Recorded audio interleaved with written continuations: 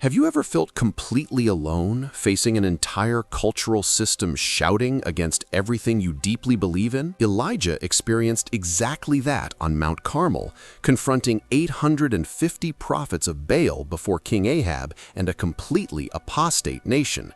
1 Kings chapter 18, verses 16 to 19.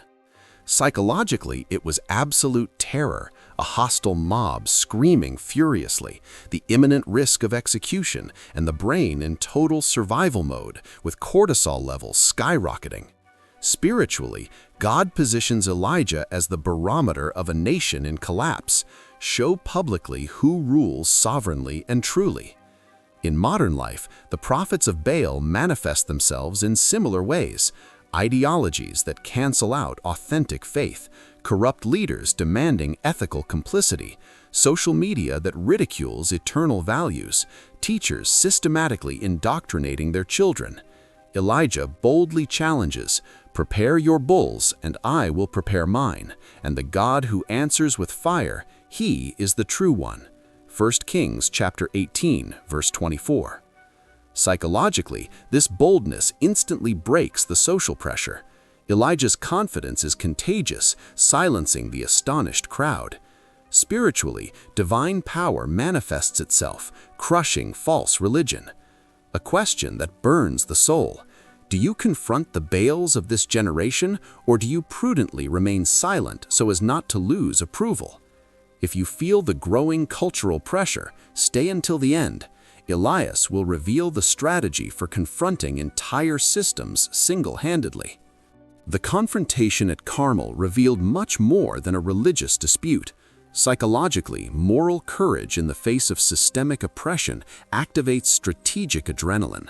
Fear paralyzes the masses, but principles activate fearless warriors. Spiritually, God chooses unlikely vessels to topple gigantic cultural strongholds because his power explodes when human boldness aligns with obedience. Modern Baals infiltrate daily decisions, signing unethical contracts, silencing truths for fear of being politically incorrect, surrendering the education of children to anti-Christian agendas. Each confrontation builds unbreakable character and moral authority tested in the fire. Elijah doesn't debate theories, he demands irrefutable empirical proof. The fire of heaven will judge.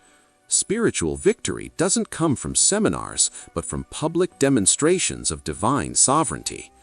Do you confront your Baals of this generation, or do you prefer convenient silence?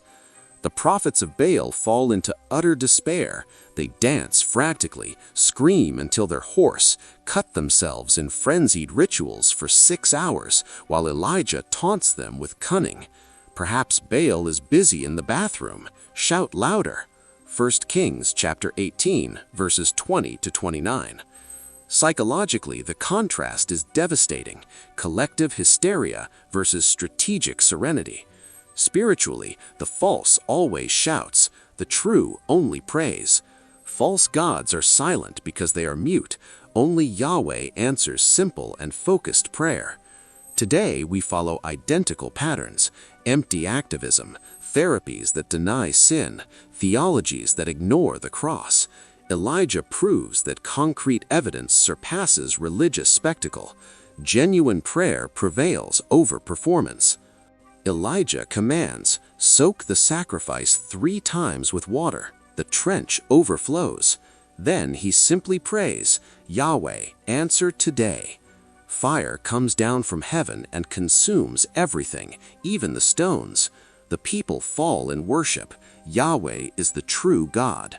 1 Kings chapter 18, verses 36 to 39. Psychologically, the collective dopamine surge explodes. An entire nation is transformed in seconds. Spiritually, God proves that he doesn't need crowds, only the radical obedience of one faithful man. The modern Carmelites ask for the same fidelity: to defend the family from corrupting ideology, the company from injustice, and the nation from apostasy. One Elias is enough to set an entire system ablaze. Elias destroys the myth that the majority is right. moral audacity crushes cultural oppressors. Psychologically, facing 850 against 1 generates resilience that is shielded against modern cancel culture. Spiritually, God amplifies solitary voices so they can echo through the centuries. Baals emerge daily, in corporations, in schools, in families. The crucial question, do you confront them or run away? Carmel proves that active faith always produces public results. Psychologically, Elias's serenity dismantles the hysteria. Spiritually, sincere obedience manifests power in a surgical way. Today's false prophets dance the same way, with performance but without power. Discernment is the distinction between manipulation and real power. The divine fire confirms that God responds to obedience. Psychologically, it heals rejection and strengthens identity. Spiritually, truth triumphs over all deceitful structures. Modern giants, family, business, culture call for Elias-like courage. God uses aligned individuals to reignite entire nations. Do you want to set fire to the Baals of your current Carmel? The link in the description unlocks 7 Elian provocations to ignite the celestial fire in your generation. Psychologically, this builds strategic courage. Spiritually, it unleashes supernatural explosive power. The false prophets await their confrontation. Comment now, "My Baal," specific area, and together we will burn down the corrupt systems. 3 steps now. Comment, "My Baal," area. Subscribe plus bell icon. Next, 5 modern Elian confrontations. Share this with those who need the boldness of Carmel. And remember, God uses lonely people to rewrite nations.